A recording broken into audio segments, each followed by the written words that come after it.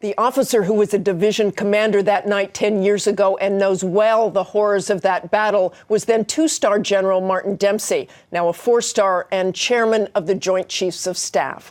On this Memorial Day weekend, as we prepare to wind down the war in Afghanistan, we went to the place he visits almost every weekend, Arlington National Cemetery.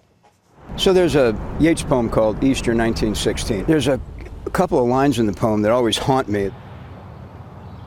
All has changed utterly.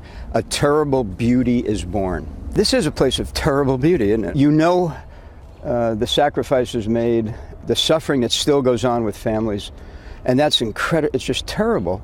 But there is something extraordinarily beautiful about this place, and that's what I think about. There certainly is. Yeah.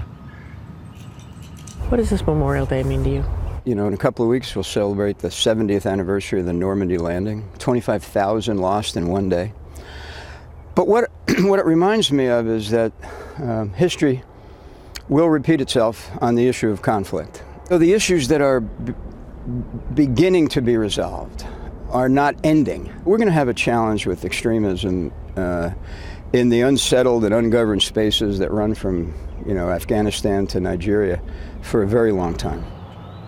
I would be remiss if I did not ask you about the current problems in the Veterans Administration. Mm-hmm. Well, it is outrageous if the allegations actually are documented and proven, and I suspect some of them will be. They've got to be held accountable. I think that Rick Shinseki has made it very clear that they will be held accountable.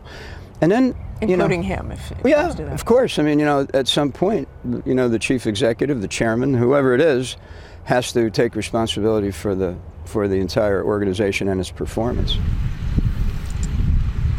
Tell me what you would like Americans to think about this Memorial Day. These are all Americans. Walk around, you're going to find people from every state in the Union and every ethnicity, and we're incredibly diverse, men and women. We're celebrating the sacrifices of them, but them are us, and we got to remember that.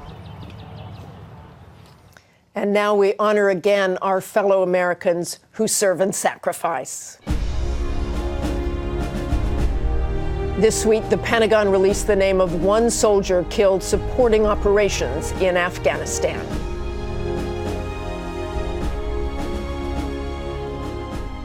That's all for us today. Thanks for sharing part of your Sunday with us. Check out World News with David Muir tonight.